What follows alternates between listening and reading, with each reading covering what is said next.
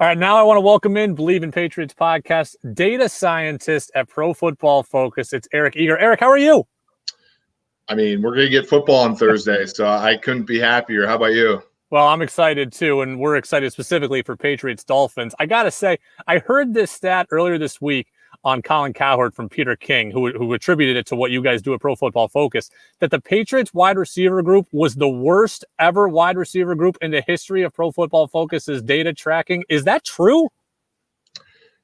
I think so. And I think when you look at, Tom Brady and, his brilliant career, in many ways, he's been able to buoy some receiving cores that haven't been the greatest. I think back to, 2006 when, it was Jabbar Gaffney and Rashae Caldwell and then when it waned a little bit in 2010 after they traded Moss and, they've had ups and downs of the receiving core, but this past season was probably their weakest group.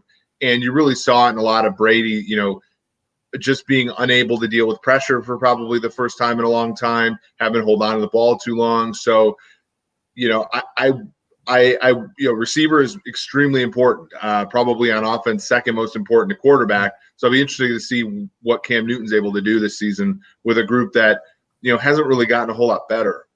I think the Patriots are baseline an 8-8 team. Worst case scenario, 6-10. Ultra best case scenario, 10-6. What's your biggest reason of optimism if you're a Patriots fan? Well, I think that the rest of the division is really, unproven, right? So if there's a lot of things that scream a year away when you look at Miami, and there's a lot of things that scream 2019 Chicago Bears when you look at the Bills. And the Jets are the Jets. So, the Patriots could handicap themselves 5-6 wins just in that division if things go right. And, of course, like Cam Newton is a player who I think is a really big variance guy. He's been a player that can be the MVP of the league, but he's also a player that, in 2016, the year right after he won the MVP, he only completed 52% of his passes. And I think on he's done it with weaker receiving core. I mean, his best wide receiver the year that he won the MVP was Ted Ginn Jr. And Edelman, for the fact that he's older and stuff, he's better than that. So there is reason for optimism there. I think the Patriots are really, I think you spell it out probably true on average, but I think the Patriots finish between 6-10 and 10-6 relatively infrequently. Yeah. I think they either win a lot of games and we're wondering what the hell were we thinking when we put the win total at 9, or things don't go well right away and they decide that it's time to go get a draft pick. How difficult has it been for you guys at PFF to forecast this season, especially early, given the constraints of the offseason and no preseason tape and nothing to analyze? How difficult has that been for you trying to get ready for week one? Very much so. I mean, there's teams that have, a lot of continuity. Those things I think will help. You look at, for example, Kansas City is a ton of continuity. I think they're easily the favorite because of it. Ravens have continuity, but uncertainty in many ways at some of the most important positions, secondary with Earl out, quarterback, given that, Lamar hasn't played from behind very much in his career, and he hasn't performed particularly well. But there are teams that are completely up in the air. I mean, Tampa Bay is one of them, obviously, with Brady. Indianapolis is one of them. They have really good continuity, except at two really important spots, which they acquired Phillip Rivers and DeForest Buckner. Could those two guys, be what they, require of them? So it's tough. There are teams that are easier than others. And I think we talked about this on my podcast, the PFF Forecast. I think week one is going to be a lot of learning. I mean, I want to watch Tampa Bay, New Orleans, not to necessarily bet on it, but to see exactly what the case is with those two teams. I want to see New England versus Miami just to really get a gauge of what everything's like. Detroit versus Chicago. There's a bunch of games where I wouldn't be surprised if anything happened. We all hear in the analytics community the term small sample size, and you don't want to judge a team or a player based off a limited number of repetitions. How long do we need to go into this season before we have a real accurate idea of how good or bad a team or player is?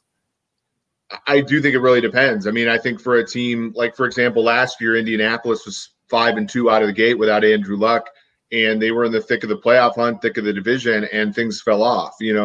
But a team like, a team with more like New Orleans right away, you kind of know, even though Breeze got hurt, you kind of knew that they were a contender right away.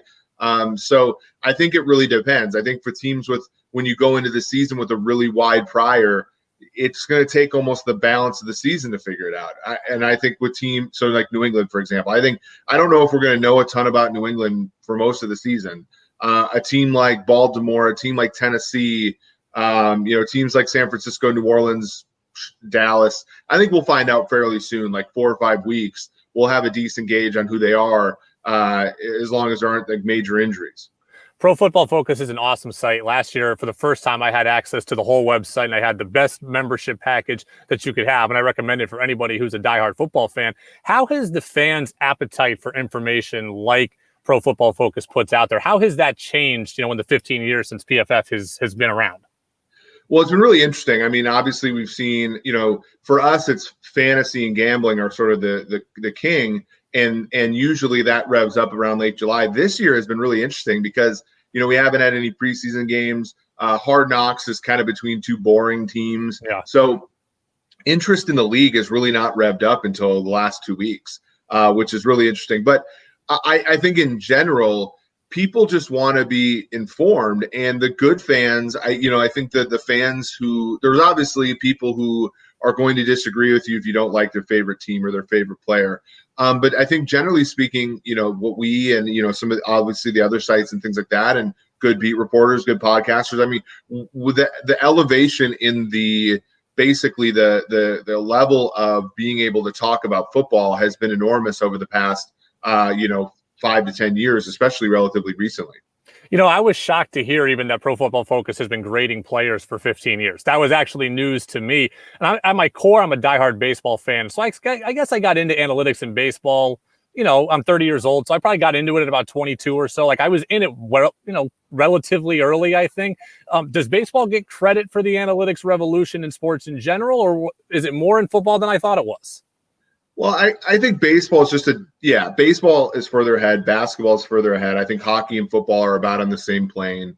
I just think it's just interest in the sport and wanting to be better. The thing about baseball and the thing about basketball is the cream rises to the top so quickly as far as, analytics, and like basketball game has, hundreds of, scoring opportunities. And yes, there's variance, and that has increased with the number of 3-pointers and layups that people have taken now. But generally speaking, if one team's better than the other over the course of 82 games, that's what you're going to see. Yep. Baseball's the exact same thing.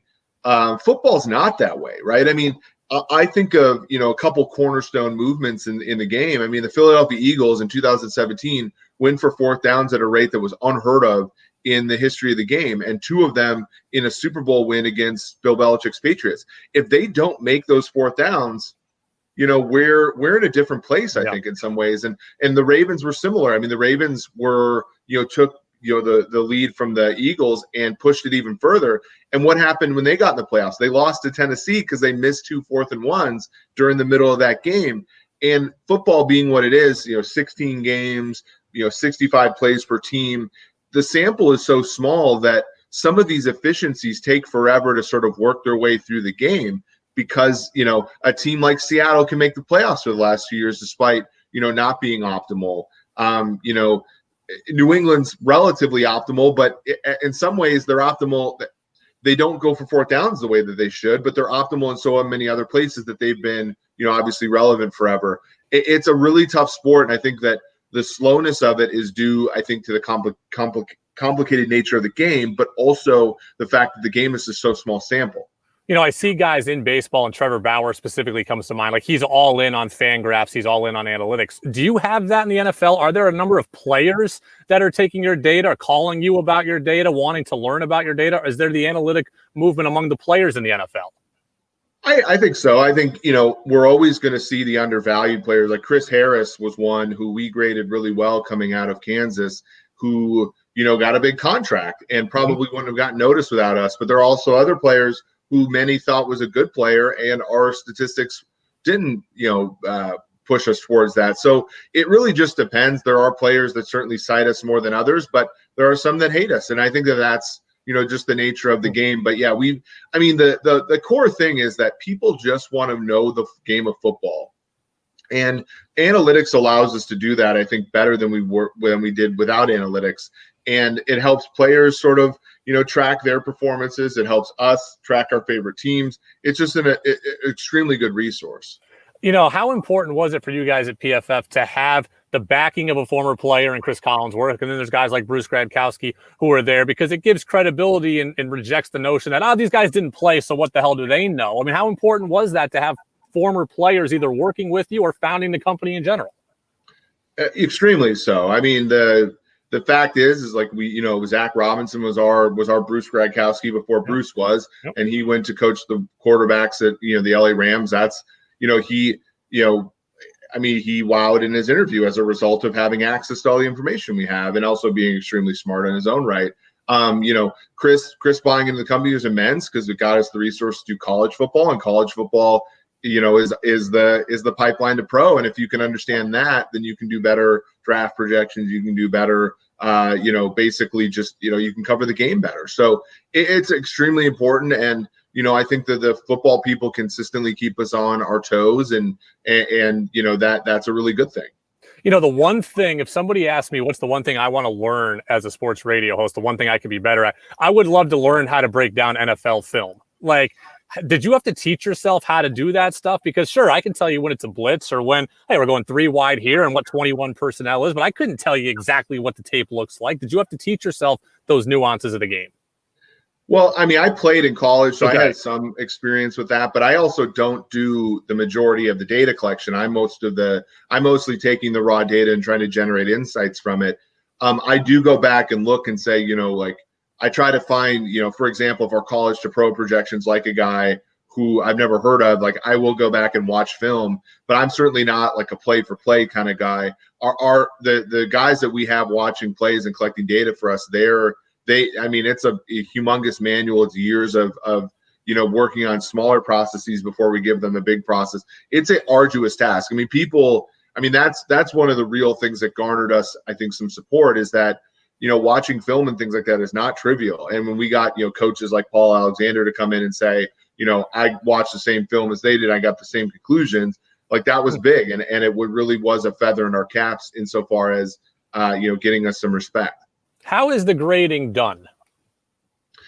Well, it's a lot of things in football are one-on-one. So in pass protection, if a defensive end will beat a left tackle, the defensive end gets a +0.5, the left tackle gets a -0.5. Quarterback's a little bit different because you got to sort of divide the credit between the quarterback and the receiver on a play. But again, very similar, when it's a one-on-one matchup. Other things, it's a little bit trickier, but mostly it's just, watching film and seeing, what was a player supposed to do? Did they perform it, above or below average on a given play? And then we go through and make sure that those things get spun up at the team level, the player level, that they make sense over subsets of data and all that kind of stuff. I can't believe I'm going to get to ask a real football question about a game that's actually coming up after all of these months. As I think about Patriots Dolphins, what's your key to the game? What should we be looking for a couple of days from now? Yeah, I think, the Dolphins in our wins above replacement last year were a below replacement level secondary last year. Yep. And when you look at what wins on defense, the Patriots know this better than anybody. You look at the way that the Patriots have handled letting free agents go, who they've actually signed. The Patriots know that a secondary full of players that complement each other is the most important thing on a defense. And when I look at the Patriots offense versus the Dolphins defense, I look across the field and I see Byron Jones, I see Noah Igbenogany, and I see Xavier Howard. That's a pretty good trio of corners. If Cam struggles out of the gate and those receivers can't get open against that trio of corners, it's going to be tougher for the Patriots than it has been in the past. And to me, that's really going to be, I think, the matchup that matters the most in this game. I like the Patriots to win, but I think the spread of 6 is a little bit steep.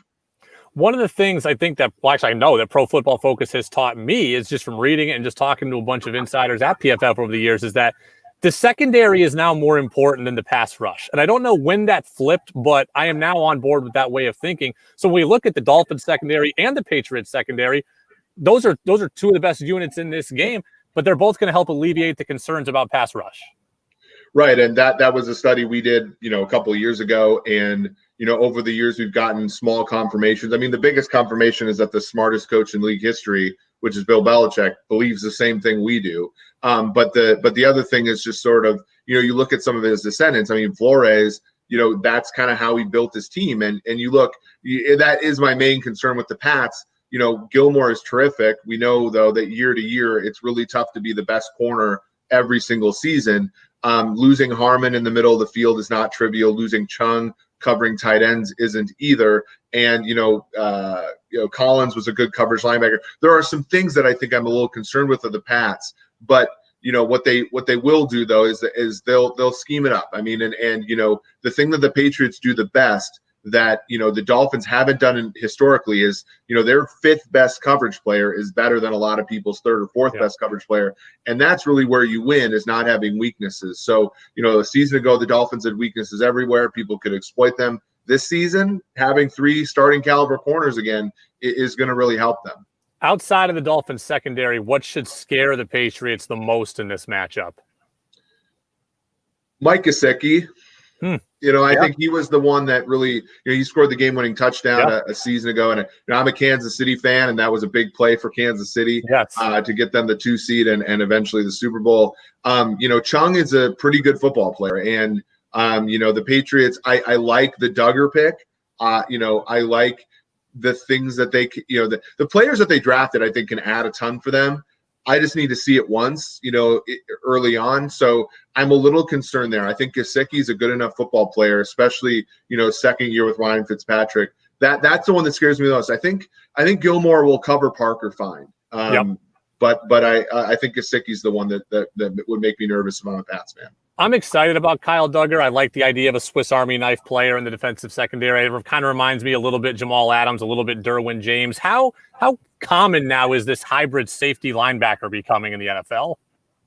I think very. I mean, one of the things that's sort of coming to roost here as far as understanding defense is understanding that stopping the run is not as important as being able to cover. And the first corollary of that is when you're running, let's say a 2-3-6 dime, right? Yep. Most teams will run a 2-4-5 nickel, but that second inside linebacker can really be a safety. And if you give up 4 or 5 yards per rush, that doesn't feel great. Obviously, from a football perspective, it feels kind of soft. But when you're giving up 4 or 5 yards a rush in lieu of giving up 6-7 yards a pass, the trade-off is pretty good.